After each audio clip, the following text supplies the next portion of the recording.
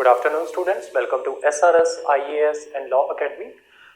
पिछली जो हमारी क्लास थी हम जो है उसमें मेकिंग ऑफ कॉन्स्टिट्यूशन जो है वो कर रहे थे। साथ ही साथ हम उसमें जो है जो हमारे कॉन्स्टिट्यूशन में जो शेड्यूल्स जो हैं उनके बारे में हम पिछली क्लास में हमने जो है कवर किया था। शेड्यूल नंबर 3 से लेके शेड्यूल 8 तक हमने जो है वो कवर किया था। आज की क्लास में हम जो है शेड्यूल 9 और शेड्यूल 10 जो है उसको डिस्कस करेंगे।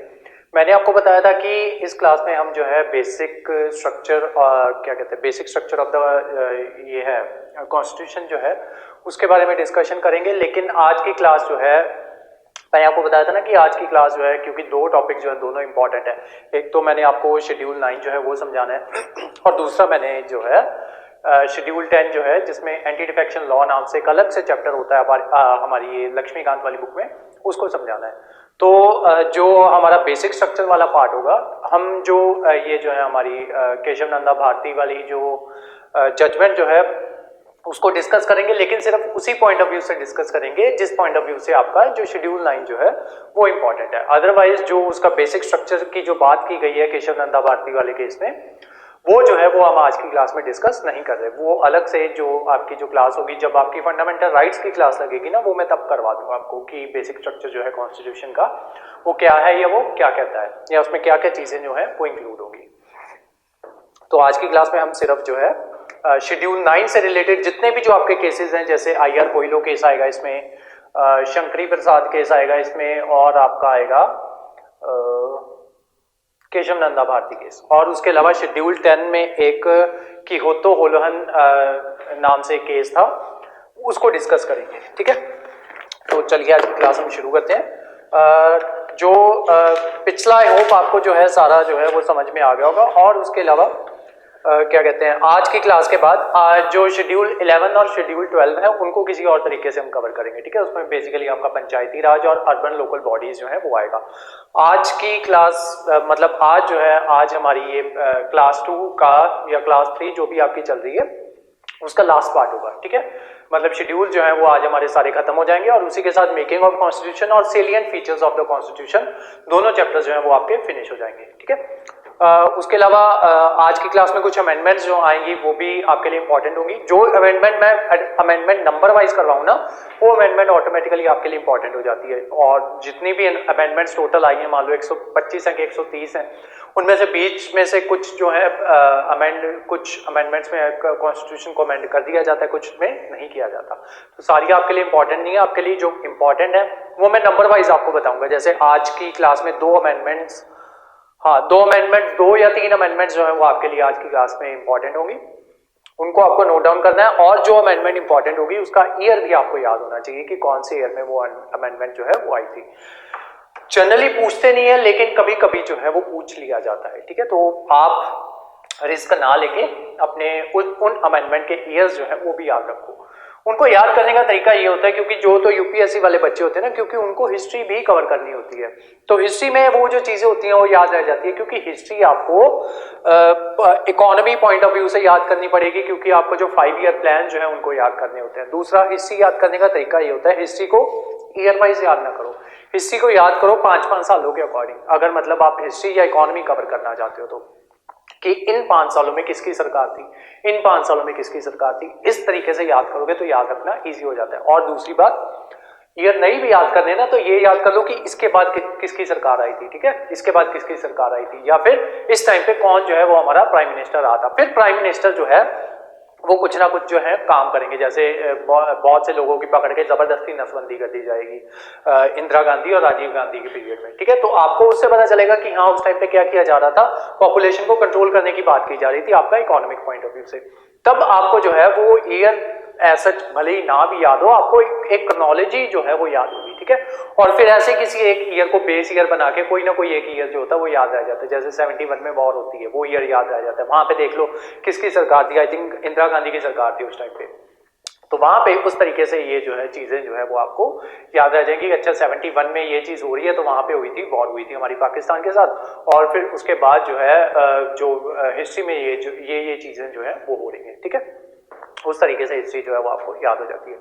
जब बात आती है ये हमारे जुडिशरी वाले स्टूडेंट्स के लिए, यहाँ पे इनके लिए थोड़ा सा डिफिकल्ट हो जाता है क्योंकि इनको एज सच हिस्ट्री जो है वो याद नहीं करनी होती। ठीक है, क्योंकि इनके सिलेबस का पार्ट नहीं होता है। तो आपको जो है, आपको ये जो ईयर्स जो है आपको याद करने में थोड़ी सी डिफिकल्टी होगी, लेकिन आपके एग्जाम में ये ईयर्स जो है ये कभी कभी पूछ लिए जाते हैं, तो आपको इनको याद करना ही पड़ेगा, ठीक है। लिखो आज शेड्यूल 9 के बारे में देखते हैं। टॉपिक है आज का हमारा शेड्यूल 9।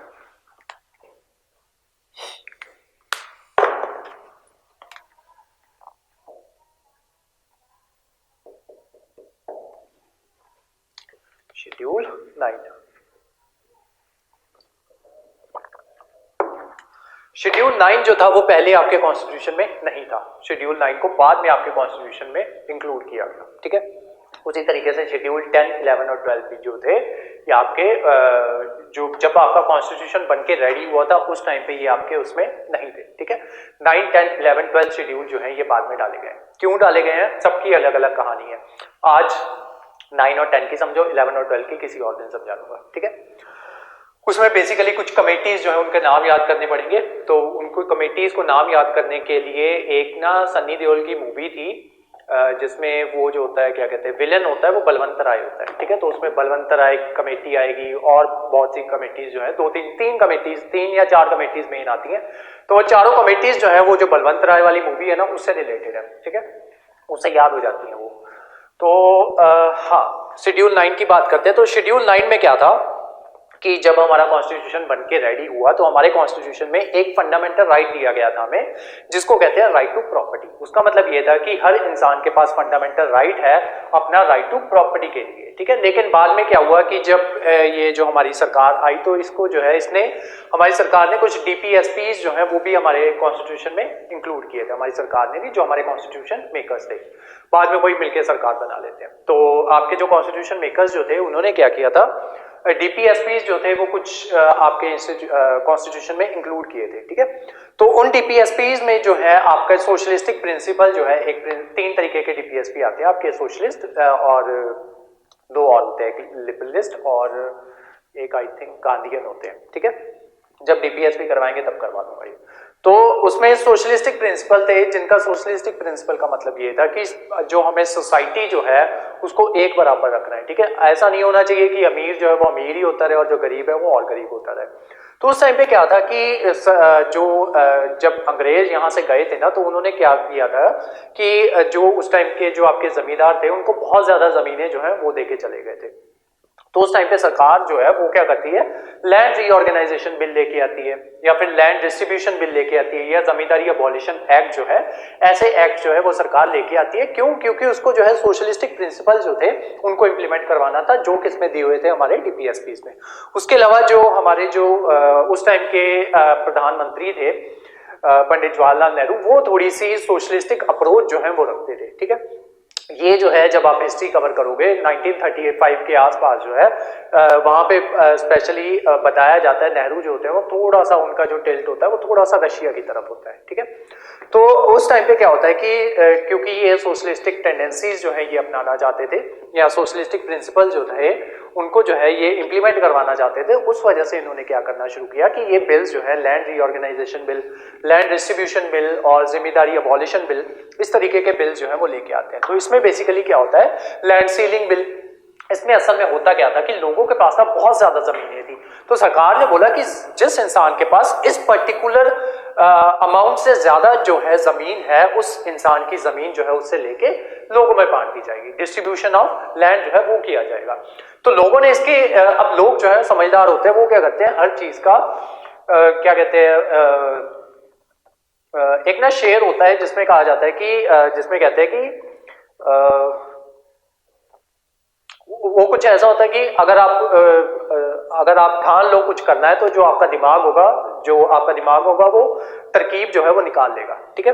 तो उसमें क्या होता है कि जब लोगों को पता लगता है कि हाँ हमसे हमारी जमीन जो है वो छिन जाएगी, तो लोग क्या करना शुरू करते हैं, लोग जो है अपनी जमीनों की, अब जमीन एक इंसान के नाम थी तो लोग क्या करते हैं, जमीनों को बांटना शुरू कर देते हैं। कैसे बांटते हैं कि जमीन का ये टुकड़ा, मान लो किसी एक इंसान के पास इतनी जमीन है, ठीक है, 1000 एकड़ जमीन है ऐसे मानते हैं, ठीक है, 1000 एकड़ जमीन है। अब सरकार ने क्या बोल दिया, हाइपोथेटिकली हम मान रहे हैं कि कोई भी इंसान के पास 1000 एकड़ जमीन नहीं होगी, उसके पास जो है 100 एकड़ से ज्यादा जमीन जो है कोई भी इंसान नहीं रख सकता। वो क्या करेगा, 100 एकड़ अपने नाम लगवा ली, 100 एकड़ अपनी वाइफ के नाम लगवा दी, 100 एकड़ 3 बच्चे थे उसके, उनके नाम लगवा दी। ठीक है, कितनी हो गई, 1 2 3 4 5। ठीक है,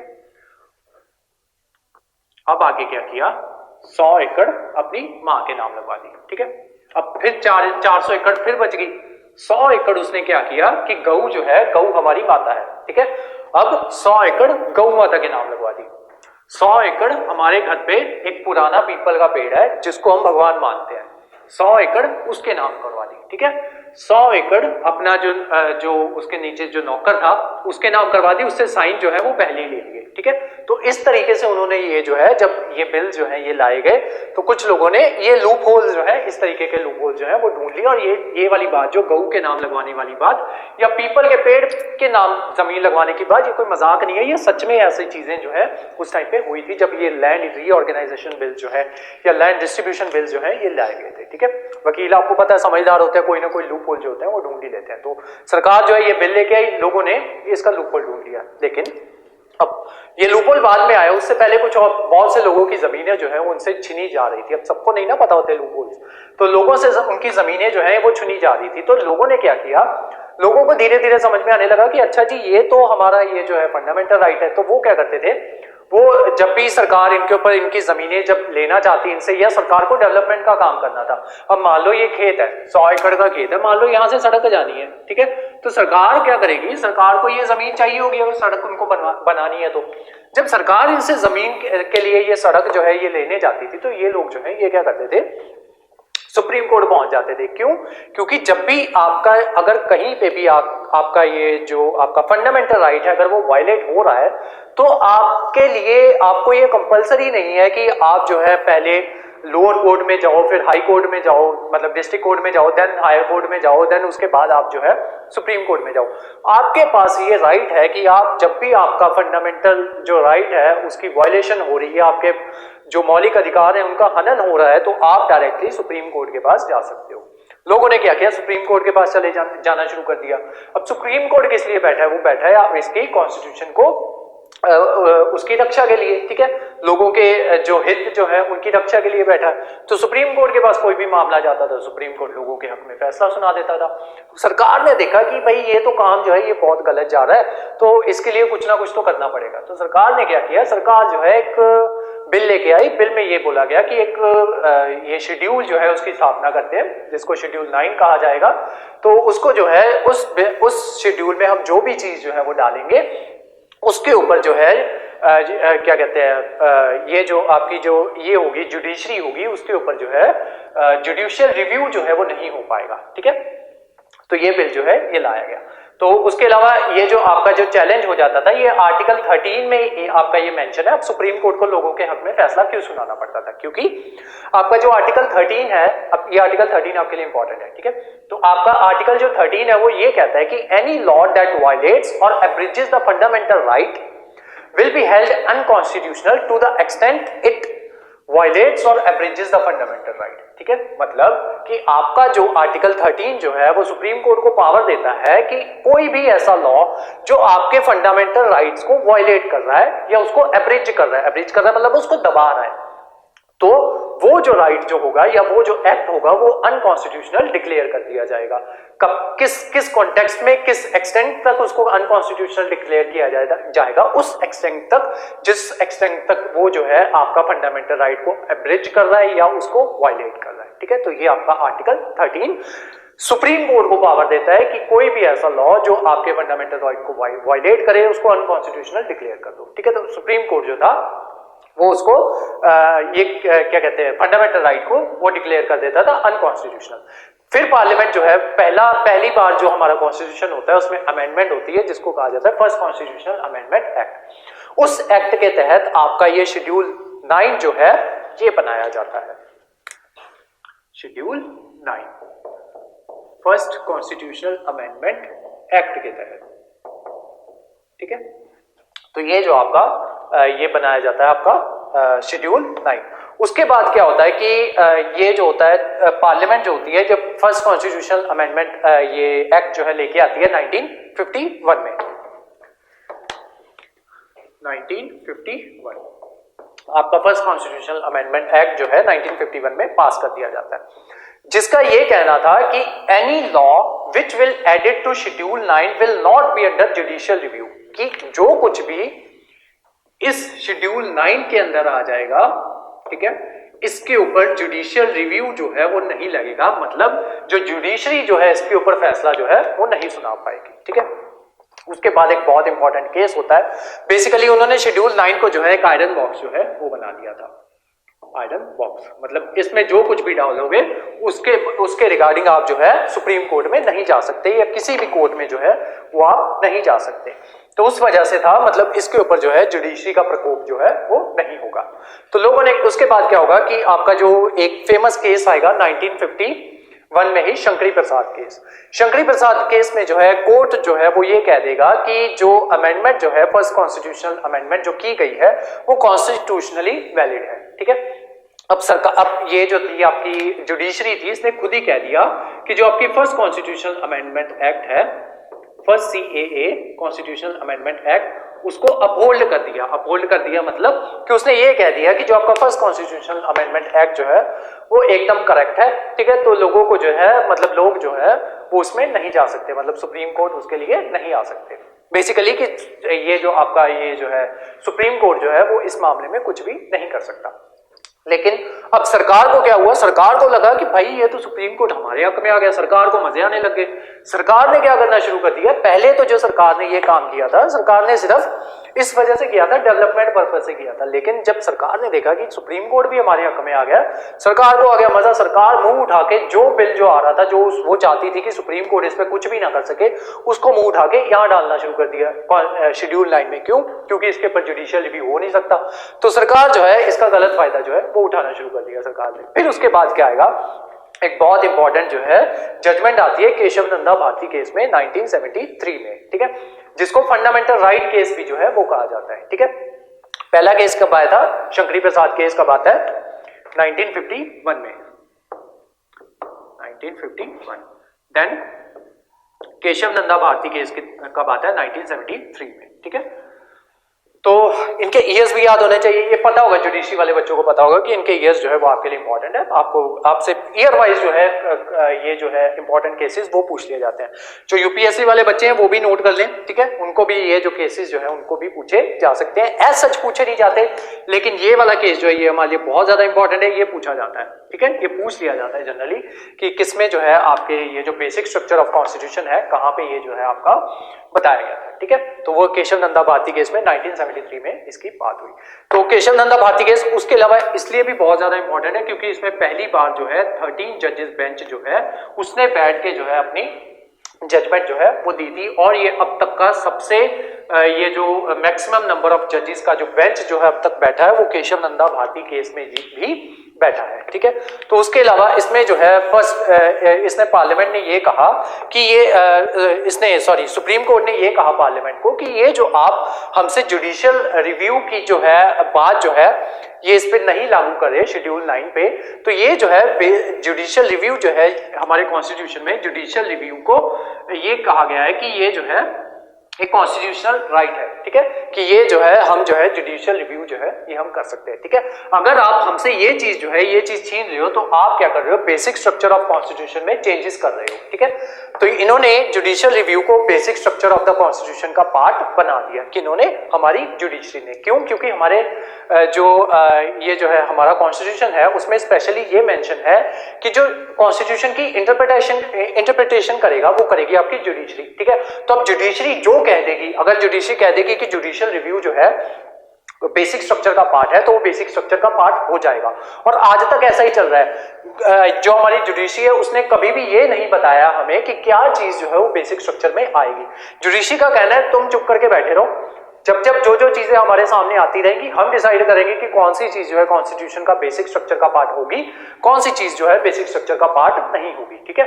और जरूरी नहीं है कि जो चीज आज हम कह रहे हैं कि कॉन्स्टिट्यूशन का बेसिक स्ट्रक्चर का पार्ट नहीं है, 2 साल बाद हम दोबारा से वही चीज कहेंगे ये भी अब भी कॉन्स्टिट्यूशन का बेसिक स्ट्रक्चर का पार्ट ये नहीं है, ठीक है। वो हमारी मर्जी है, ठीक है, हम डिसाइड करेंगे कि कौन सी चीज जो है कॉन्स्टिट्यूशन का बेसिक स्ट्रक्चर का पार्ट होगी, कौन सी चीज जो है वो नहीं होगी।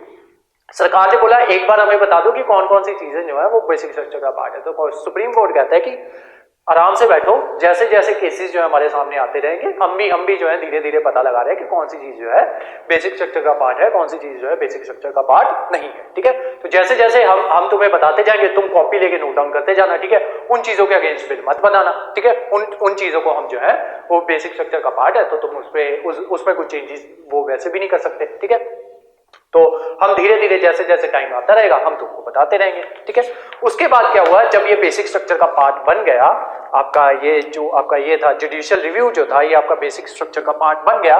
उसके बाद एक और केस आता है बर्मन राव केस 1981। ठीक है, बर्मन राव केस 1981, उसमें सुप्रीम कोर्ट जो है वो खुद को दोबारा से दोहराता है कि ये जो है आपका जुडिशियल रिव्यू जो है आप उसको हमसे छीन नहीं सकते कहीं पे भी। ठीक है, कि ये जुडिशियल रिव्यू जो है ये हमारा अधिकार है। ठीक है, इन बिटवीन यहाँ पे अभी तक जो चीजें जो है वो आ रही थी उन पे अभी भी जो है जुडिशियल रिव्यू नहीं लग रहा था। ठीक है, फिर फाइनली एक आईआर कोहिलो केस आता है 2007 में। ठीक है, आईआर कोहिलो केस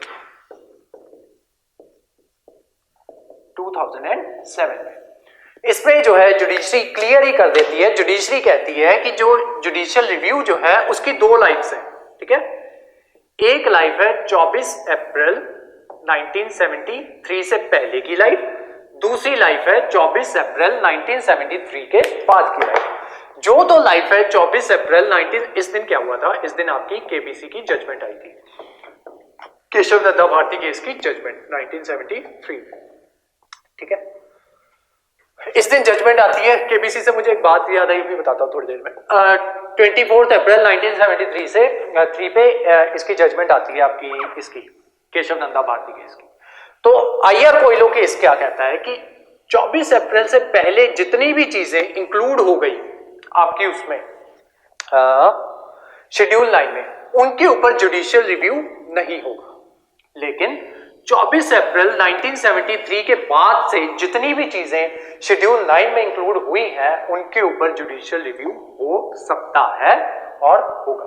ठीक है, तो ये बात जो है आपके आईआर कोहिलो केस में की गई। ठीक है, तो बेसिकली जुडिशियल रिव्यू में चीजों को किस लिए लाया जाना था, क्योंकि अब यही डेट क्यों चूज की गई, क्योंकि इसी दिन ये केशव नंदा भारती वाले केस की जब जजमेंट आती है उसी दिन ये बताया गया था कि ये जुडिशियल रिव्यू जो है ये आपका basic structure of the constitution का पार्ट है।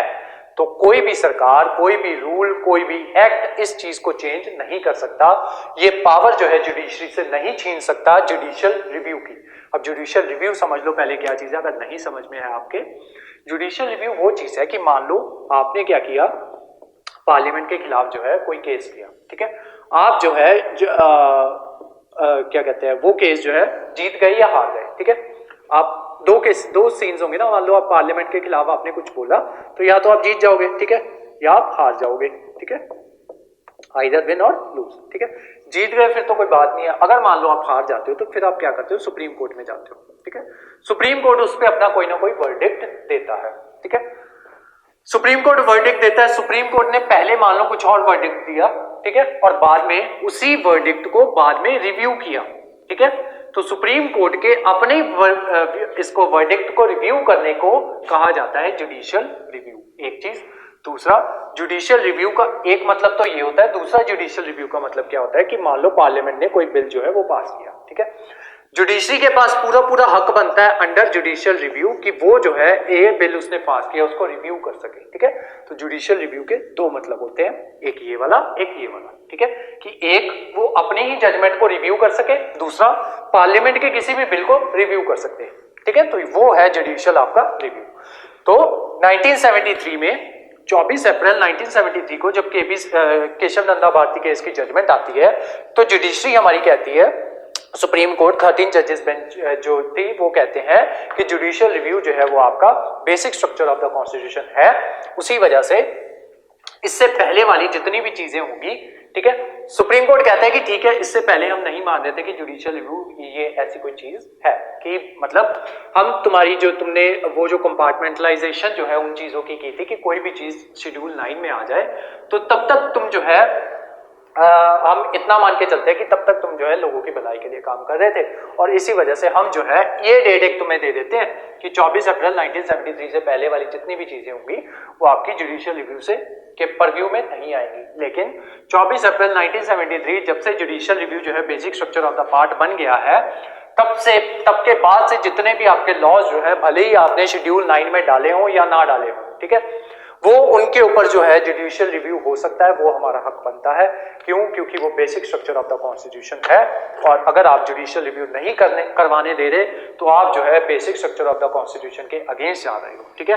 और बेसिक स्ट्रक्चर ऑफ कॉन्स्टिट्यूशन के अगेंस्ट जाओगे तो वो चीज जो है वो आपकी ऑटोमेटिकली अनकॉन्स्टिट्यूशनल डिक्लेयर कर दी जाएगी, ठीक है, और वो जो आपका लॉ होगा वो नल एंड वॉइड घोषित कर दिया जाएगा। केबीसी से रिलेटेड मेरे को ये चीज आई थी याद कि केबीसी में इसके ऊपर सवाल पूछा गया था कि केशव नंदा भारती केस की जजमेंट जो है वो कौन से ईयर में आती है, ठीक है, और वो सवाल जो था वो 1 करोड़ का था, ठीक है। केबीसी से ये याद आया था, लिखो शेड्यूल 9, शेड्यूल 9 के बारे में लिखो it was added bye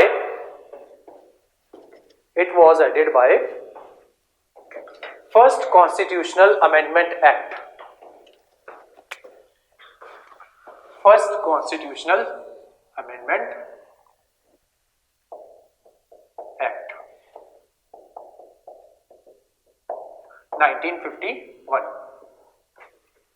1951। It was intended to protect certain laws like land reforms from review of judiciary, full stop. Next point, Supreme Court upheld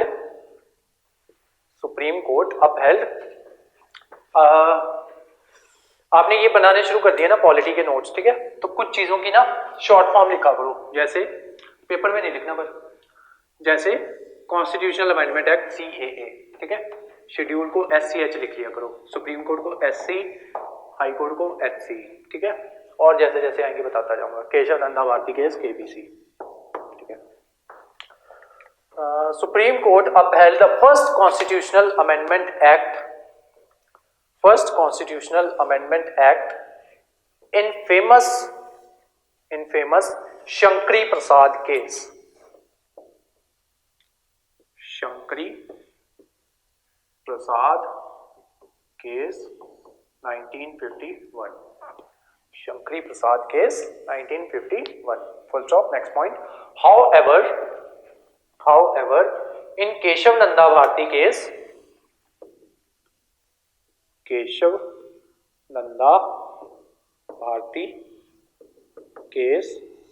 1973, however in Keshav Nanda Bharati case Supreme Court formulated the concept of basic structure of constitution,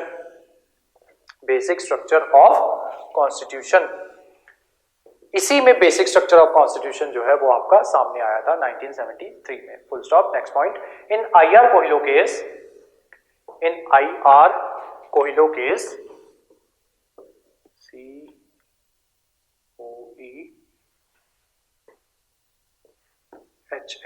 कोहिलो case 2007, in IR Coelho case 2007 Supreme Court clarified that laws added on or before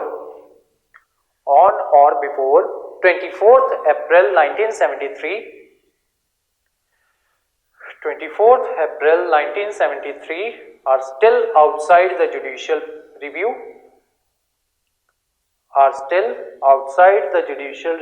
However, any law added after 24th April 1973 24th April 1973 is open for judicial review. Is open for judicial review. ठीक है, तो ये था आपका schedule 9। Keshav Nanda Bharati case किसी दिन अच्छे से डिस्कस कर दूंगा जब basic structure of the constitution जो है उसको डिस्कस करेंगे। ठीक है, आज बस इतना याद कर लो कि केशव नंदा भारती केस से आपका बेसिक स्ट्रक्चर ऑफ कॉन्स्टिट्यूशन का जो फीचर जो है वो आया था। ठीक है, या प्रिंसिपल ऑफ बेसिक स्ट्रक्चर जो है वो केशव नंदा भारती केस से आता है। ठीक है, और इसी केस के थ्रू ये जो आपकी सरकारें जो है या इसी बेसिक स्ट्रक्चर की वजह से आपकी सरकारें जो है वो मनमानी नहीं कर पाती। ठीक है, और इसी वजह से आपकी ये जो जुडिशरी जो है वो सुपीरियर है। आपकी जुडिशरी इतनी ज्यादा सुपीरियर है कि आपके ये जो है ना सुप्रीम कोर्ट के लॉयर्स जो है, एडवोकेट्स जो है सुप्रीम कोर्ट के, वो डरते नहीं है किसी से। ठीक है, एक बार की बात है, सुप्रीम कोर्ट, छोड़ो नाम क्या लेना, सुप्रीम कोर्ट के ना वो है एक लॉयर है, तो उनके ऑफिस में वो आ गए थे, मैं स्टेट का नाम भी नहीं लूंगा, एक स्टेट के एडीजीपी आए थे। ठीक है, एडीजीपी, ठीक है, एडीजीपी का मतलब होता है assistant deputy general of police. ठीक है, मतलब डीजीपी जो रैंक होता है ना वो किसी एक स्टेट की पुलिस का हाईएस्ट रैंक होता है। ठीक है, और एडीजीपी सेकंड हाईएस्ट रैंक। ठीक है, तो ये बंदा इसके ऑफिस में आ गया। ठीक है, और इस बंदे ने, सुप्रीम कोर्ट के लॉयर ने, एडवोकेट ने इसको अपने ऑफिस से ये कह के भगा दिया कि तू अपॉइंटमेंट लेके नहीं आया था। ठीक है, और बिना पूछे मेरे ऑफिस में आया, निकल बाहर। ठीक है, तो इतनी पावर रखते हैं आपके सुप्रीम कोर्ट के लॉयर्स, और जजेस कितनी पावर रखते होंगे वो खुद इमेजिन कर लो। नेक्स्ट लिखो schedule 10। Schedule 10,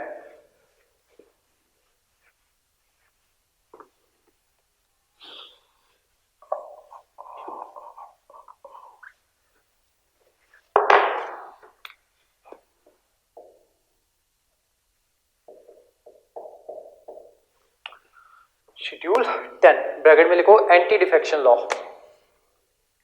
anti defection law bracket में लिखो 52nd constitutional amendment act 1985। 52nd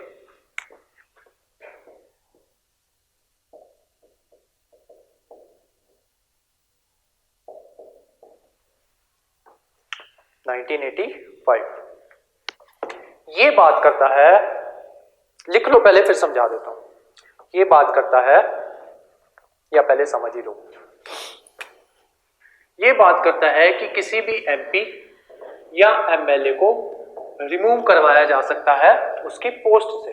ठीक है, कौन सी पोस्ट से? एमपी और एमएलए की पोस्ट से। ठीक है, रिमूव किन बेसिस पे होगा? 3 कंडीशंस उसके लिए दी हैं। ठीक है, कौन कौन से एमपी होते हैं? एक एमपी होते हैं हमारे इलेक्टेड एमपीज। ठीक है, दूसरे कौन से एमपीज होते हैं?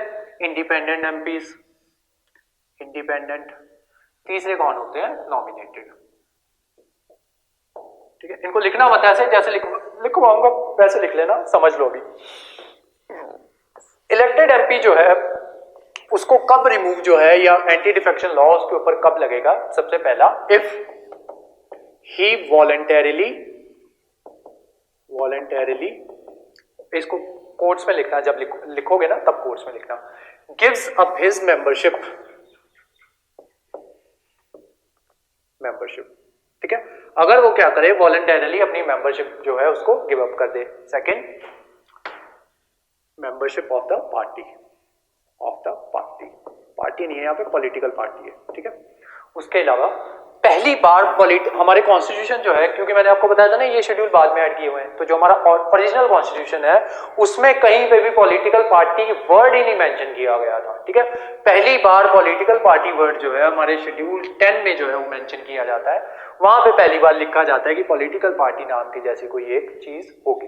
ठीक है, तो क्या लिखा गया था उसमें, ये कॉन्स्टिट्यूशन की लैंग्वेज लिखी है मैंने, if he voluntarily gives up his membership of that political party, कि अगर जो है वो अपनी मर्जी से वॉलंटरली अपनी पॉलिटिकल पार्टी की जो ये जो है मेंबरशिप जो है उसको अपनी पोस्ट जो है उससे रिजाइन कर दे, या अपनी गिव अप जो है मेंबरशिप जो है उससे गिव अप कर दे, ठीक है, तब उसको उसके ऊपर जो है एंटी डिफेक्शन लॉ जो है वो लगेगा, और क्या कहते हैं वो जो है उसको जो है उसकी पोस्ट जो है उससे रिमूव कर दिया जाएगा, ठीक है। सेकंड, इफ ही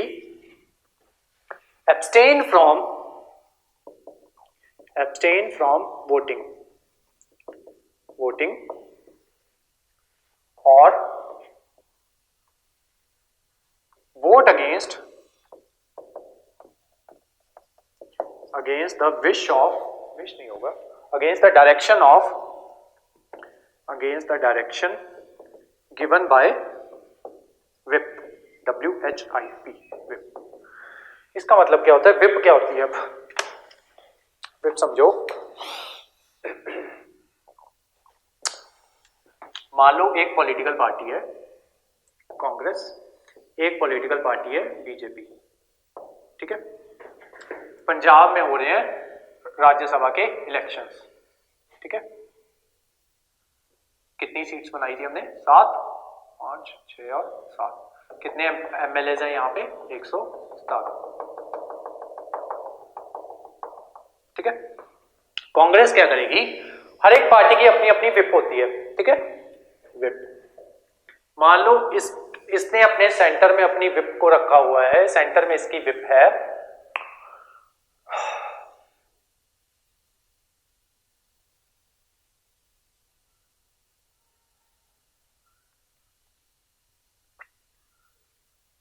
कांग्रेस का नेता ही नहीं याद मुझे आ रहा कोई, राहुल गांधी, ठीक है, हाइपोथेटिकली मान रहे हैं, बीजेपी में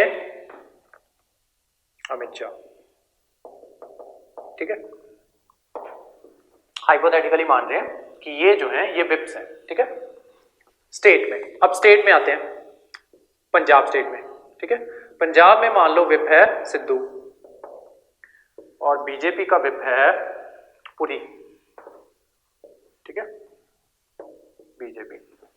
अब विप का काम क्या होगा, विप बेसिकली एक बंदा ही होता है, ठीक है, बस उसको पोस्ट दे दी जाती है विप की। विप का काम क्या होगा कि पार्टी के जो भी डिसीजन जो है वो विप, अगर बेसिकली विप को डायरेक्शन जो होता है वो पार्टी का हेड ही देता है, ठीक है, लेकिन वैसे कहने के लिए जो पार्टी को जो भी बात माननी पड़ेगी कि किसको वोट डालनी है, किसको वोट नहीं डालनी, या विप जो है कोई भी डायरेक्शन देगा, मान लो एक पर्टिकुलर डे पे बिल पास करवाना है, जब मैंने आपको बताया था ना स्पेशल मेजोरिटी, और वो स्पेशल मेजोरिटी तभी अचीव हो पाएगी जब उस दिन उतने ज्यादा मेंबर जो है प्रेजेंट होंगे। अगर विप किसी को बोल दे कि आज तूने आना है और वो ना आए, ठीक है, तो विप जो है उसके खिलाफ जो है वो एक्शन ले सकता है, ठीक है। तो विप क्या करेगा, विप स्पीकर को बोलेगा कि इसने मेरी बात नहीं मानी, इसको निकाल दो यहाँ से, ठीक है, तो उसको निकाल दिया जाएगा, ठीक है। स्पीकर बेसिकली यहाँ पे ये जो पूरा हक जो होता है, यहाँ पे सारा हक स्पीकर का होता है, ठीक है, स्पीकर यहाँ पे प्रिसाइडिंग ऑफिसर होता है, ठीक है, और अगर लोकसभा में स्पीकर और राज्यसभा में चेयरमैन, ठीक है, जो उनके हेड होते हैं, ठीक है, तो उन्हीं के अकॉर्डिंग ये जो है, अगर कोई राज्यसभा का मेंबर होगा तो उसको रिमूव कौन करवाएगा, चेयरमैन, और अगर कोई लोकसभा का मेंबर होगा उसको रिमूव कौन करवाएगा, स्पीकर, ठीक है। तो ये होते हैं आपके जो सारी पावर जो होती है एंटी डिफेक्शन लॉ के तहत इनके पास होती है, ठीक है। अब विप जो है कंप्लेंट करेगा लोकसभा का अगर होगा तो स्पीकर को, और आपका विप जो है कंप्लेंट करेगा अगर किसी राज्यसभा के मेंबर के खिलाफ कोई एक्शन लेना हो तो आपके चेयरमैन को, राज्यसभा का चेयरमैन होता है। अब विप ने क्या किया, विप ने डायरेक्शन दी कि ये पंजाब वाले विप ने डायरेक्शन दी कि हमें क्या करना है, हमें यहां से कांग्रेस का जो एमपी है उसको भेजना है कहां पे, राज्यसभा में, ठीक है, राज्यसभा के इलेक्शंस हो रहे हैं। अब ये क्या करेगा, कांग्रेस की जो विप होगी अपने पंजाब के एमएलए, जितने भी कांग्रेस के एमएलए होंगे उनको कहा जाएगा कि तुझे इस बंदे को वोट डालनी है, ठीक है, कांग्रेस वाले को। सेम गोज फॉर बीजेपी यहाँ पे वैसे तो बेचारों के कोई एमएलए है नहीं, लेकिन अगर हाइपोथेटिकली मान लो होते तो क्या, तो बीजेपी क्या करती, यहाँ पे बीजेपी ने अपना कैंडिडेट खड़ा किया होगा राज्यसभा के लिए, बीजेपी यहाँ के एमएलए को कहती जो इसकी कॉन्स्टिट्यूएंसी में आते हैं, ठीक है, उनको कहती कि तुम्हें जो है इसी कैंडिडेट को वोट डालनी है। अगर तुम वोट नहीं डालोगे, और उनको डालनी पड़ती है, ठीक है, अगर वो वोट नहीं डालेंगे तो उनकी जो है एंटी डिफेक्शन लॉ के तहत उनको निकाल दिया जाएगा, उनको सस्पेंड नहीं, बेसिकली रेजिग्नेशन उनसे ले लिया जाएगा उनका, कि तुम बेसिकली उनको फायर कर दिया जाएगा, ठीक है। तो क्या कहते हैं, ये जो होता है आपका विप का काम होता है। अगर विप की बात नहीं मानी जाएगी, आपके ऊपर क्या लगेगा, एंटी डिफेक्शन लॉ, ठीक है, शेड्यूल 10 के तहत, जिसको शेड्यूल 10 में दिया हुआ है, ठीक है। तो ये जो चीज होती है, पहली चीज समझ गए कि अगर जो है आपको वॉलंटरीली जो है अगर आप रिजाइन करते हो तब आपको निकाल दिया जाएगा, अगर आप इलेक्टेड मेंबर हो तो, ठीक है, इलेक्टेड हो तो।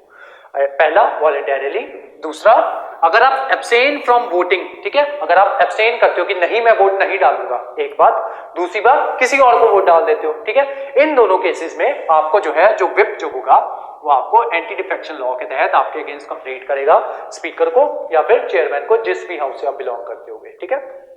यहाँ पे किस हाउस से बिलोंग करते हो आप, स्टेट लेजिस्लेचर से, तो यहाँ पे भी इसका अपना एक स्पीकर होगा, ठीक है, लेजिस्लेशन में अपना एक स्पीकर होगा। तो ये जो है, ये मान लो ये दोनों विप जो है, अगर इनमें से कोई भी इनका जो मेंबर जो है, इनकी पार्टी का मेंबर इनके अकॉर्डिंग वोट नहीं डाल है, तो ये स्पीकर को बोलेंगे कि इसको निकाल दो और उसकी सीट जो है वो वेकेंट हो जाएगी, खाली हो जाएगी, ठीक है। तो ये चीज होती है विप, ठीक है। अब आते हैं इस पे इंडिपेंडेंट कैंडिडेट पे। अगर इंडिपेंडेंट कैंडिडेट, अब इंडिपेंडेंट कौन होता है, जो किसी भी पार्टी से बिलोंग नहीं करते और वो जो है निर्दलीय खड़े होके वो जो है इलेक्शन जो है वो जीतते हैं, ठीक है। अगर if they join any political party, join any political party, ठीक है, तो ये अगर कोई भी पॉलिटिकल पार्टी जो है उसको ज्वाइन कर ले तब भी इनके ऊपर एंटी डिफेक्शन लॉ लग जाएगा, इनको अपनी सीट जो है वो खाली करनी पड़ेगी। लेकिन यहां पे एक्सेप्शन है, ये किसी भी पार्टी पॉलिटिकल पार्टी को ज्वाइन नहीं कर सकते, लेकिन ये गवर्नमेंट को ज्वाइन कर सकते हैं। अब गवर्नमेंट क्या होती है, जिसकी सरकार जीत जाती है ना, जो सरकार बना लेता है उसको गवर्नमेंट कहते हैं, ठीक है। तो यहां पे पंजाब में किसकी गवर्नमेंट है, आपकी, ठीक है। लेकिन पंजाब की लेजिस्लेचर में कौन कौन है, आपके मेंबर्स भी हैं और हो सकता है इसके भी कांग्रेस के भी हैं और मे भी अकाली के भी हो, ठीक है, अगर वो कोई ना कोई सीट जीते होंगे, ठीक है। तो यहाँ पे उसमें कौन कौन है, आपकी लेजिस्लेचर में कौन है, तीनों है, लेकिन सरकार में कौन है, सरकार में सिर्फ आप है, ठीक है। अब एक पॉलिटिकल पार्टी का बंदा, ठीक है, इंडिपेंडेंट जो जीता है वो सरकार में आ सकता है। सरकार में कैसे आ सकता है, कैबिनेट में आ सकता है, ठीक है, लेकिन वो उसके ऊपर विप के रूल जो है वो लागू नहीं होंगे, ठीक है। विप अगर इसको कहे कि तू, पहली बात तो विप इसको कुछ भी कह नहीं सकता, ठीक है। अब मान लो यहां से कोई एक बंदा, पंजाब की बात कर रहा हूं मैं, पंजाब से कोई एक बंदा, कोई भी नाम रैंडम रख लेते हैं उसका, पिंकू, ठीक है। पंजाब से पिंकू ने क्या किया, पिंकू ने इंडिपेंडेंट चुनाव लड़े और जीत गया, ठीक है। कहां पे पहुंच गया, पंजाब की असेंबली में, पंजाब की असेंबली में पहुंच गया वो, ठीक है। अब वहां पे क्या हुआ कि भगवंत मान ने उसको कहा कि तू सही बंदा है, तेरे को ना मैं अपनी उसमें रखना चाहता हूं, अपनी कैबिनेट में रखना चाहता हूं। तो भगवंत मान ने क्या किया, इसको कोई ना कोई ऑफिस दे दिया, मान लो इसको ट्रांसपोर्ट मिनिस्टर बना दिया, ठीक है। अब पिंकू बन गया ट्रांसपोर्ट मिनिस्टर, ठीक है। तो पिंकू अब आएगा बुलेट पे चंडीगढ़ में, ठीक है। तो अब ये क्या होगा, लेकिन ये जो पिंकू जो होगा, ये जो आप वालों की विप होगी, अगर आपकी विप जो है कोई भी फैसला लेने के लिए इसको बोलेगी तो ये लायबल नहीं होगा कि उसको वो फैसला जो है वो लेना ही लेना है, ठीक है। ये गवर्नमेंट का पार्ट बन सकता है, लेकिन ये उस पॉलिटिकल पार्टी का पार्ट जो है वो नहीं बनेगा, ठीक है। तो उसी वजह से इसके ऊपर विप की जो डायरेक्शंस जो होंगी वो नहीं लगेगी, ठीक है। तो ये होते हैं आपके इंडिपेंडेंट कैंडिडेट्स। ये अगर ये कोई पॉलिटिकल पार्टी ज्वाइन कर ले फिर इनके ऊपर जो है एंटी डिफेक्शन लॉ लगता है, लेकिन अगर ये पार्टी ना ज्वाइन करके भी ये लोग जो है गवर्नमेंट में आ सकते हैं अगर इनको इनवाइट किया जाए, ठीक है। तो इस तरीके से ये गवर्नमेंट में आ सकते हैं, मिनिस्टर बन सकते हैं, लेकिन किसी पॉलिटिकल पार्टी को ज्वाइन नहीं कर सकते, ठीक है। तो ये होता है आपका ये। हाँ, अपनी मर्जी से अगर ये वोट देना चाहें इनको, मतलब इसको सपोर्ट करना चाहें इसकी पार्टी को, आप पार्टी को, तो ये लोग जो है वो सपोर्ट कर सकते हैं, ठीक है। लेकिन पॉलिटिकल पार्टी के मेंबर नहीं बन सकते, ठीक है, उस पर्टिकुलर पॉलिटिकल पार्टी के। हाँ, अगली बार जब इलेक्शंस लड़ने हैं तभी उनके मेंबर के एज ए उनके मेंबर ये इलेक्शन लड़ सकते हैं, ठीक है। नेक्स्ट आते हैं नॉमिनेटेड मेंबर्स। नॉमिनेट कौन करता है, प्रेजेंट करता है, ठीक है, सेंटर में प्रेजेंट करता है। और स्टेट में एज सच कभी जरूरत पड़ी नहीं है नॉमिनेट करने की, तो स्टेट में नॉमिनेशन वाली बात जो है वो होती नहीं है, ठीक है। तो सेंटर में नॉमिनेट किया जाते हैं जनरली, ठीक है। तो नॉमिनेटेड मेंबर जो होते हैं, राज्यसभा में 12 होते हैं और जो आपकी लोकसभा है उसमें 2 हुआ करते थे, अब वो नहीं है, ठीक है। तो ये जो है, अगर नॉमिनेटेड मेंबर क्या कहते हैं, इनको कब, इनके ऊपर एंटी डिफेक्शन लॉ जो है वो कब लगेगा, if they join any political party, join any political party after 6 months, 6 months after nomination. ठीक है, मान लो राज्यसभा में 12 मेंबर जो है उनको प्रेसिडेंट ने चुना कि आज से आप लोग जो हो क्या हो, एमपी हो। ठीक है, उसमें से एक एमपी है चिंटू। ठीक है, चिंटू ने क्या किया, चिंटू को प्रेसिडेंट ने चुना था कि भाई मैं तुझे नॉमिनेट करता हूं तो तू आज से एमपी हो गया। ठीक है, तो चिंटू ने क्या किया, चिंटू ने 6 महीने तक कोई पार्टी जो है उसको ज्वाइन नहीं किया।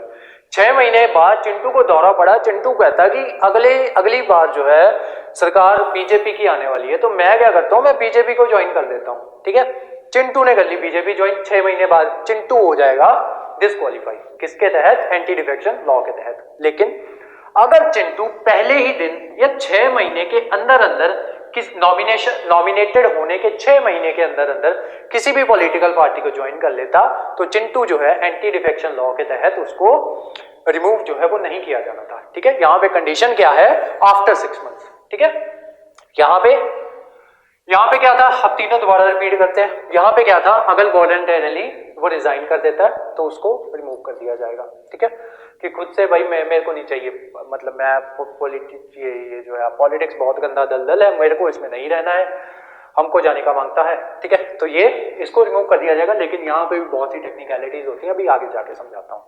दूसरा, अगर वो विप के अकॉर्डिंग वोट ना दे उसको रिमूव कर दिया जाएगा, किसको, इलेक्टेड मेंबर्स को। ठीक है, इसके ऊपर विप चलती ही नहीं है।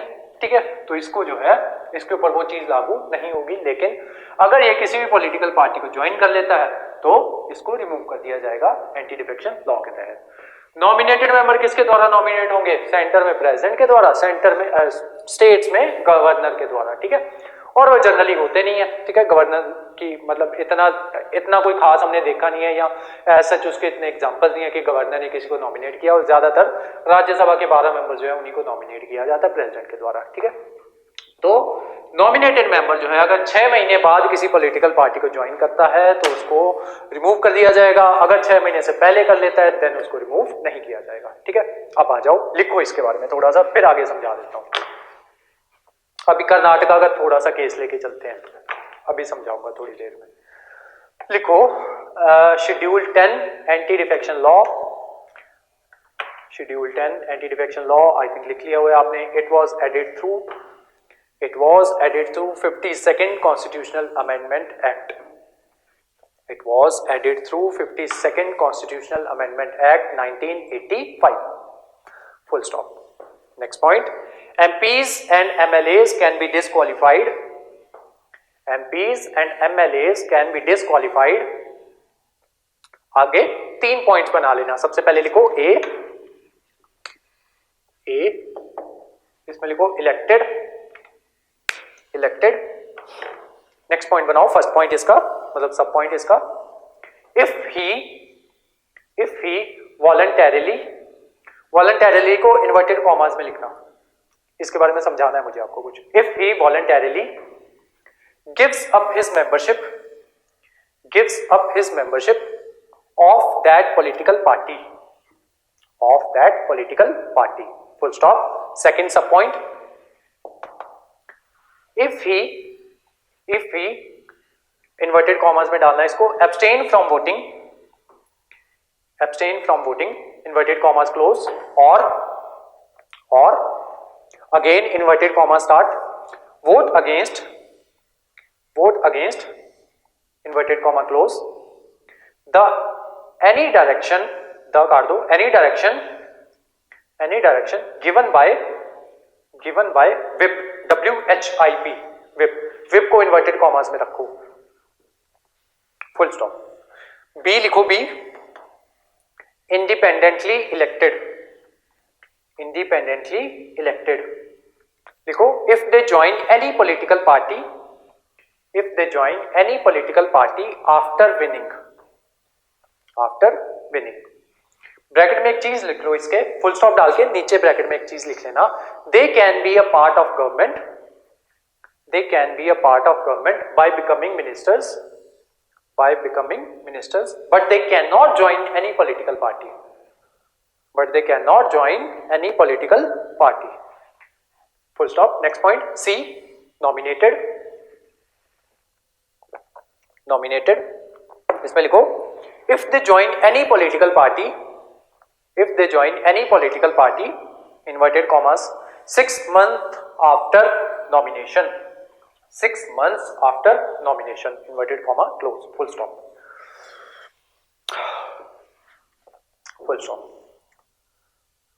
यही था आपका शेड्यूल 10। अब इसके बारे में थोड़ा सा, वो जो वॉलंटरीली मैंने आपको लिखवाया था ना, उसके बारे में लिखो। तो कर्नाटका में क्या हुआ कि कर्नाटका में ना 2019-20 की बात है, ठीक है, 19 की बात होगी, 2019 की बात होगी।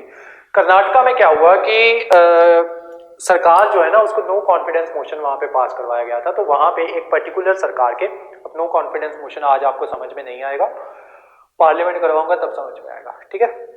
आप ऐसा समझो कि वहां पे वो लोग जो थे, उसी के मेंबर्स, बेसिकली एक पर्टिकुलर सरकार थी वहां पे, ठीक है, एक सरकार थी, वो पहले मेजॉरिटी में थी। सरकार थी तो मतलब उसने अपनी गवर्नमेंट बनाई हुई थी, ठीक है, वो पहले थी मेजॉरिटी में।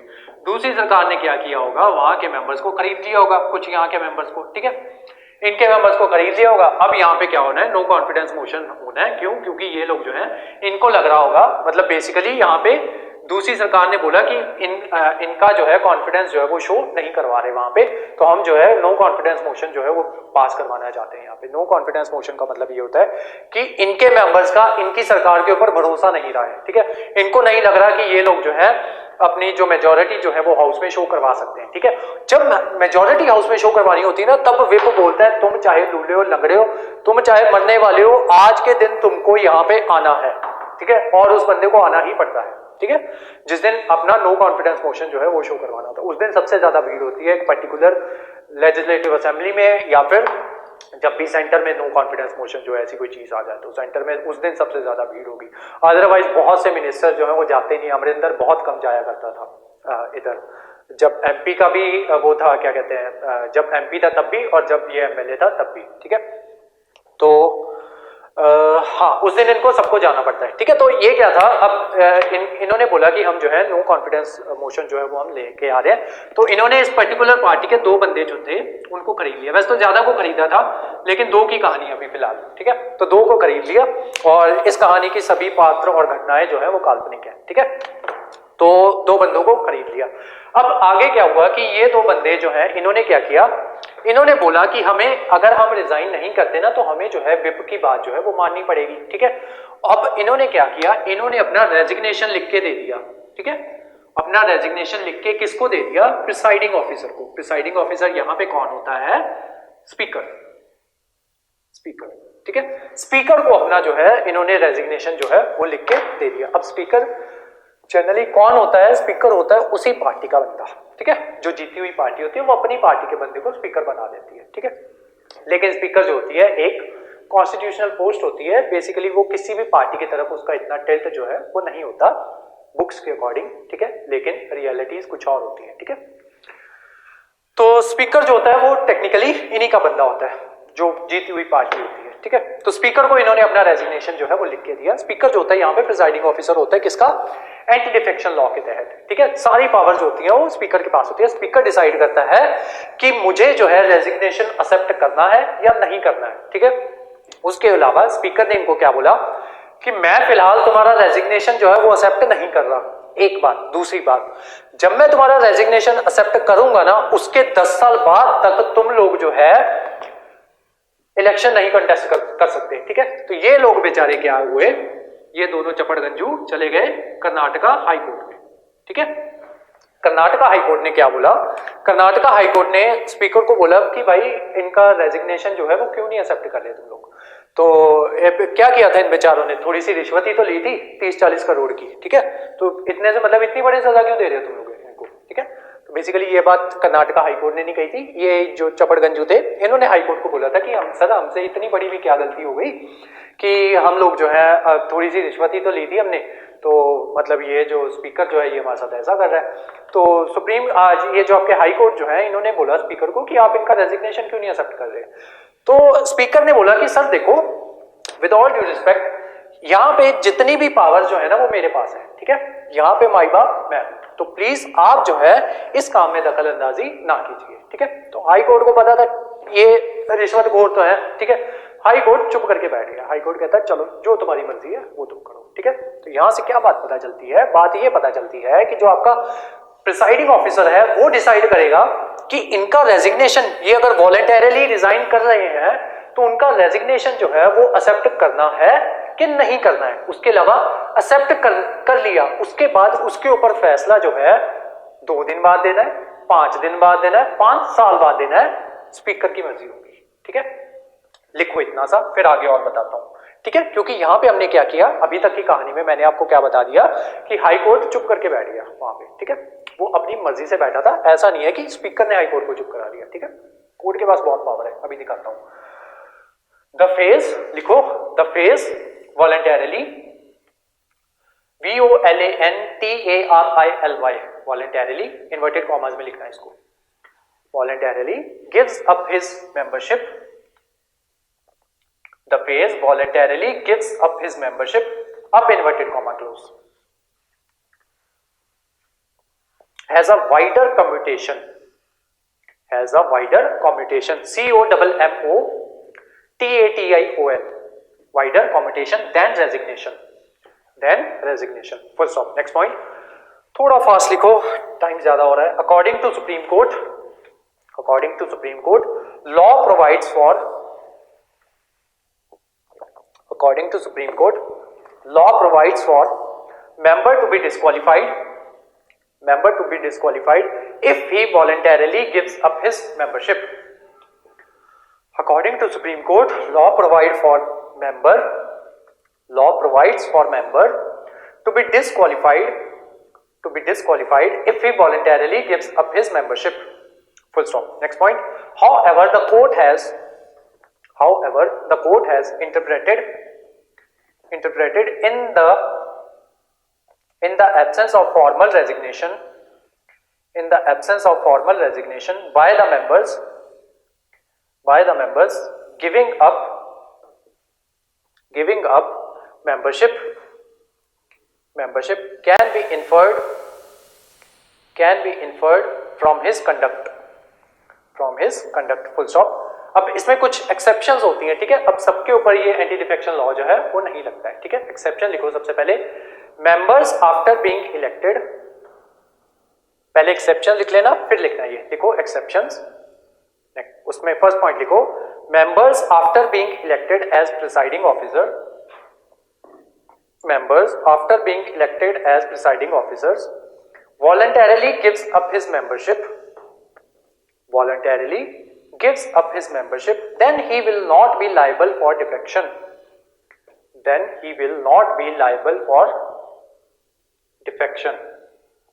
ठीक है।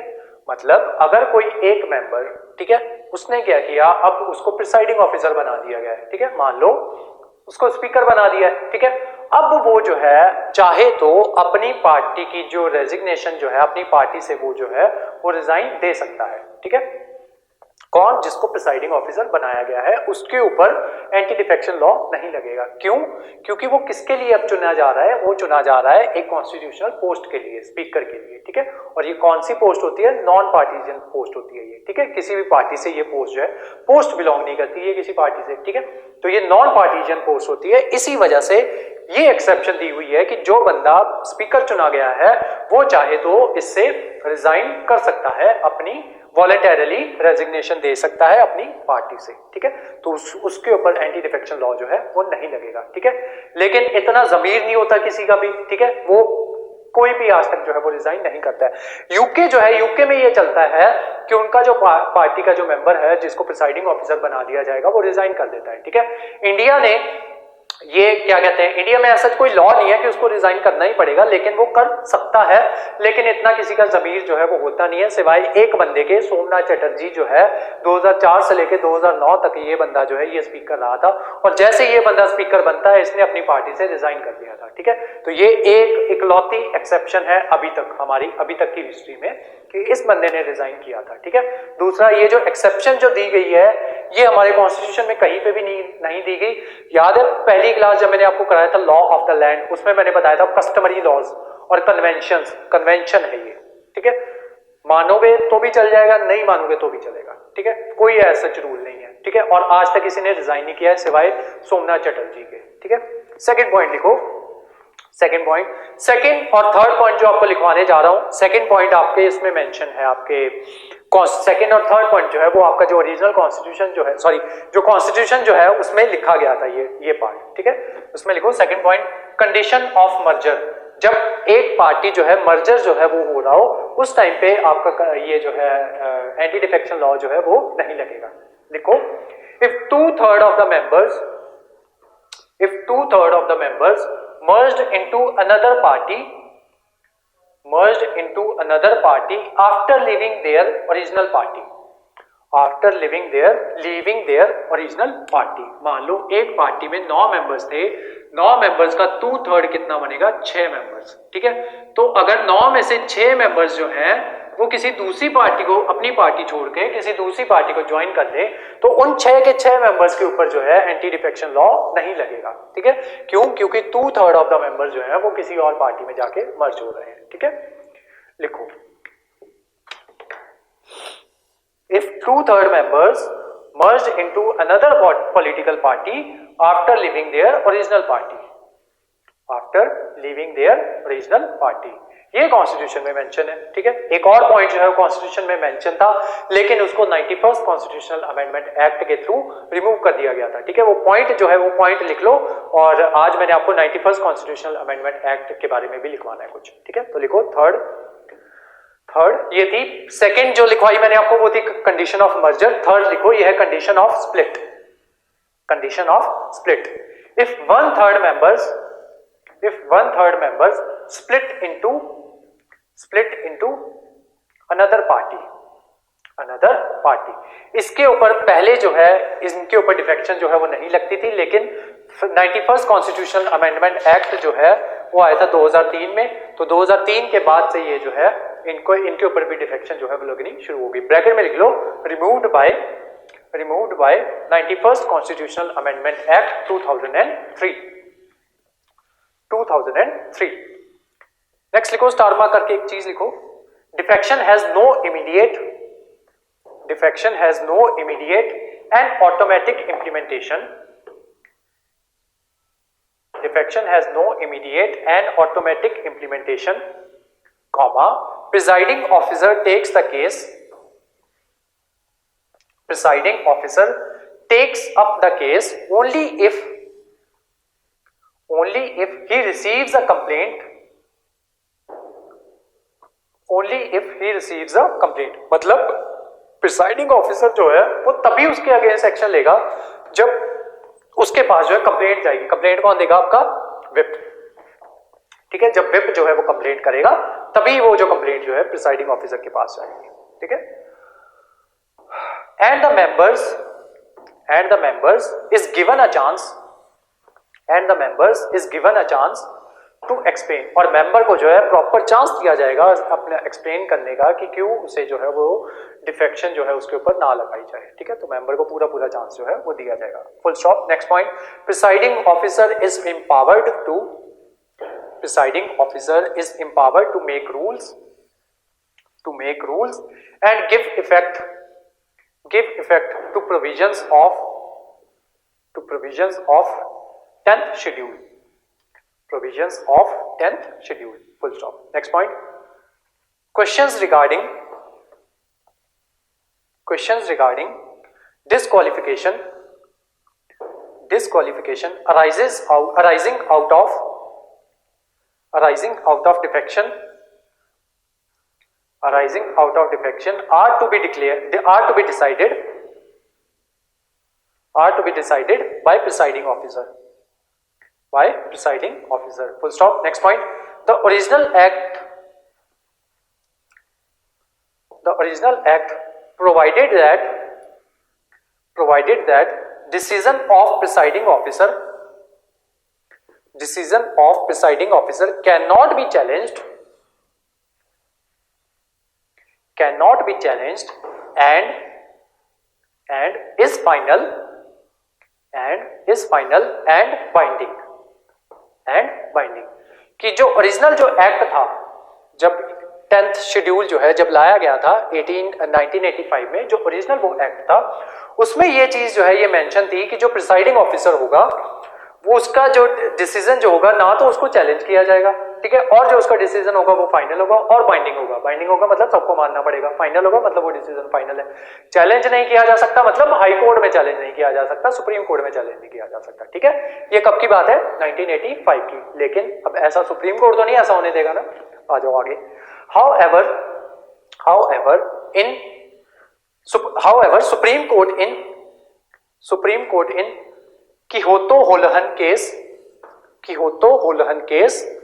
in 1992, KIHOTO Kyoto Holohan HOLLOHAN Kyoto Holohan case 1992 declared this provision to be unconstitutional, ठीक है। तो सुप्रीम कोर्ट कहते हैं कि भाई ये बात तो नहीं चलेगी, ठीक है, तुम जो जुडिशियल रिव्यू जो है उसके ऊपर वो तो होगा, हर चीज पे होगा, ठीक है। क्यों? क्योंकि basic structure of the constitution है, ठीक है, और basic structure of the constitution को कोई भी नहीं चेंज कर सकता, ठीक है, चाहे कोई स्पीकर हो या कोई प्रधानमंत्री हो, ठीक है, उसके ऊपर किसी का रूल नहीं चलेगा, ठीक है। नेक्स्ट लिखो। अच्छा वो करवाना है मैंने आपको। अच्छा बेसिकली ये दूसरी बात इसमें ये थोड़ी सी समझ लो। सुप्रीम कोर्ट जो है ना वो कहता है कि देखो, स्पीकर को कहता है कि देख हम तेरे से कोई डॉक्यूमेंट थोड़ी मांग रहे हैं कि तू हमें डॉक्यूमेंट दे कि तूने इसको क्यों रिमूव किया या इस पे क्या कर रहा है, या तेरी प्रिसाइडिंग पावर है तू रख अपनी प्रिसाइडिंग पावर। हम तेरे से ये थोड़ी मांग रहे हैं कि हमें तू प्रूफ दे, लेकिन हमें ये तो पता करना है ना कि जो तू आंसर जो तू वो कर रहा है, जो तू डिसीजन ले रहा है, क्या तू साउंड माइंड में वो डिसीजन ले रहा है, क्या वो जो डिसीजन है वो क्या कहते हैं फेयर तरीके से वो डिसीजन जो है वो लिया जा रहा है कि नहीं। हम तो बस उतनी चीज मांग रहे हैं तेरे से, हम तेरे से कोई सबूत थोड़ी मांग रहे हैं।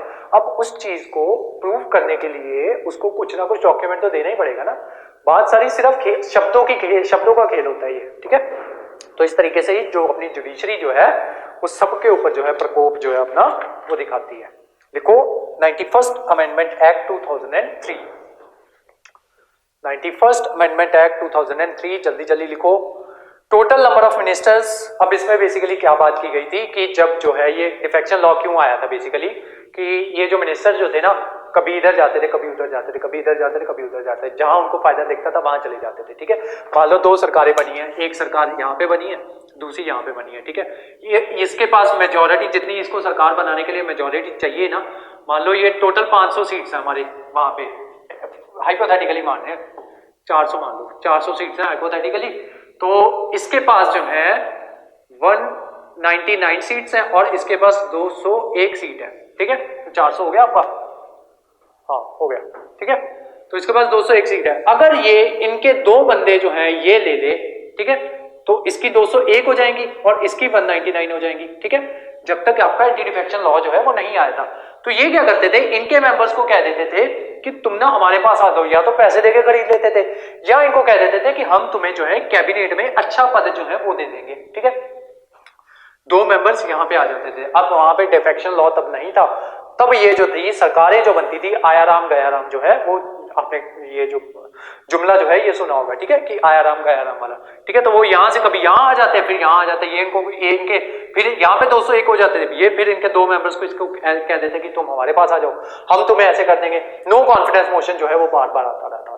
तो उसी वजह से आपका ये जो है एंटी डिफेक्शन लॉ जो है ये बनाया गया था। लेकिन अब यहाँ पे फिर से दोबारा से क्या होने लगा, अब जो 91st जो कॉन्स्टिट्यूशन अमेंडमेंट एक्ट जो आएगा 2003 में, उसमें ये जो है एक चीज जो क्लियर ही कर दी जाएगी कि आप जो कैबिनेट का जो आपकी जो स्ट्रेंथ होनी चाहिए, जितनी आपकी total strength of the house है ना, उसके 15% से ज्यादा आपकी कैबिनेट की स्ट्रेंथ जो है वो नहीं होनी चाहिए। मान लो आपके हाउस की स्ट्रेंथ है 100 मेंबर्स की, ठीक है। हाउस की स्ट्रेंथ की मतलब का है कि अगर लोकसभा में 100 मेंबर जो है वो टोटल हैं, तो जो आपकी कैबिनेट होगी उसमें सिर्फ 15 मेंबर्स जो है वो हो पाएंगे, ठीक है। तो ये जो बात डिक्लेयर की गई थी ये की गई थी आपकी 91st कॉन्स्टिट्यूशनल अमेंडमेंट में। लिखो इसमें total number of ministers, minister, अब हाँ मिनिस्टर कौन होते हैं और एमपी कौन होते हैं। एमपी कौन होता है? मेंबर ऑफ पार्लियामेंट, ठीक है, लोकसभा का या राज्यसभा का। अब मिनिस्टर कौन होता है? मिनिस्टर वो बंदा होता है जिसको काउंसिल ऑफ मिनिस्टर में रखा जाए या जिसको कैबिनेट में रखा जाए, वो बंदा होता है आपका मिनिस्टर, ठीक है। Total number of ministers including PM in council shall not increase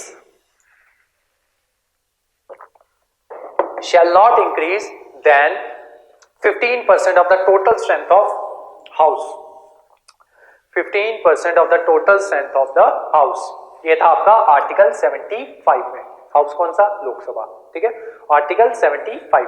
next article 164, same case in state assembly, कि स्टेट असेंबली में वो किस आर्टिकल के तहत? आर्टिकल 164 के तहत, कि स्टेट असेंबली में भी 15% जितनी भी आपकी स्ट्रेंथ होगी, जैसे पंजाब की स्ट्रेंथ 117 का 15% निकाल लो, कितना आएगा? आई थिंक 16 आएगा, ठीक है, 16 आएगा। तो देख लेना 16 के आसपास ही आएगा, 16-17 आएगा। तो इतने जो है इतने नंबर ऑफ आपके मिनिस्टर्स जो है वो हो सकते हैं आपकी काउंसिल में, ठीक है। नेक्स्ट आओ थर्ड, सेकंड हो गया same in the case of state assembly, bracket में आर्टिकल 164। थर्ड लिखो, member who is disqualified on the grounds of defection shall also be disqualified to be appointed as minister, article 75, bracket में लिखो article 75, कि ऐसा member, ठीक है, member of parliament जिसको remove किया गया है on the basis of defection, ठीक है, डिफेक्शन के तहत उसको जो है रिमूव किया गया है। अब वो जो मिनिस्टर है वो जो है, अब वो बंदा जो है वो मिनिस्टर भी वो नहीं रह सकता, वो मिनिस्टर के पद से भी उसको डिस्क्वालीफाई कर दिया जाएगा, ठीक है, आर्टिकल 75। चौथा लिखो, same in the case of state assembly, article 164, article 164। Next fifth point, MP और MLA in any party who is disqualified on the grounds of defection shall also be disqualified to hold any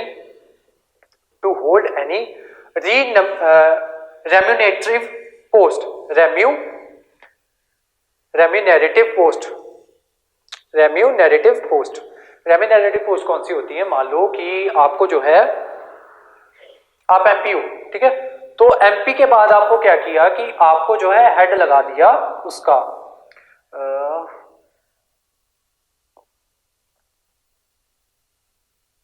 sensor board का head लगा दिया आपको, ठीक है, आप हो MP, तो मान लो जैसे जया बच्चन थी ना, इनको भी सेंसर बोर्ड का हेड लगाया हुआ था, ठीक है।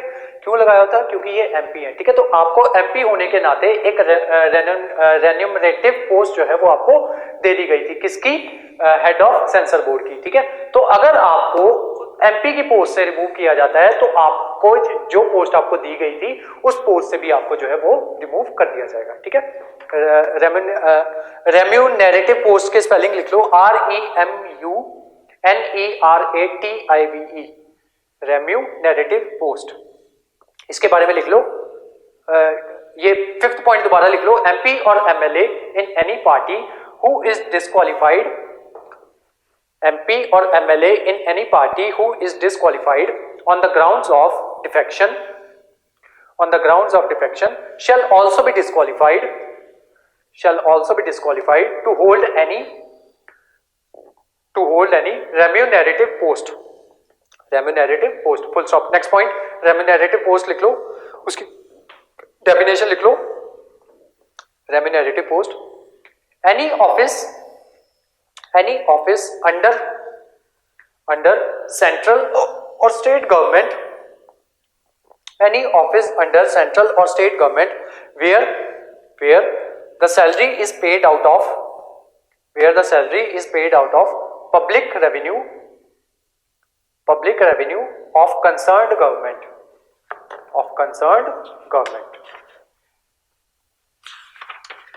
इसी के साथ एंटी डिफेक्शन लॉ खत्म होता है। शेड्यूल 11 लिखो, शेड्यूल 11, साथ में लिखो 73rd constitutional amendment act 1992, 73rd constitutional amendment act 1992, साथ में लिखो पंचायती राज इंस्टीट्यूशंस, पंचायती राज इंस्टीट्यूशंस। नेक्स्ट लिखो schedule 12, schedule 12, 74th constitutional amendment act, 74th constitutional amendment act 1992,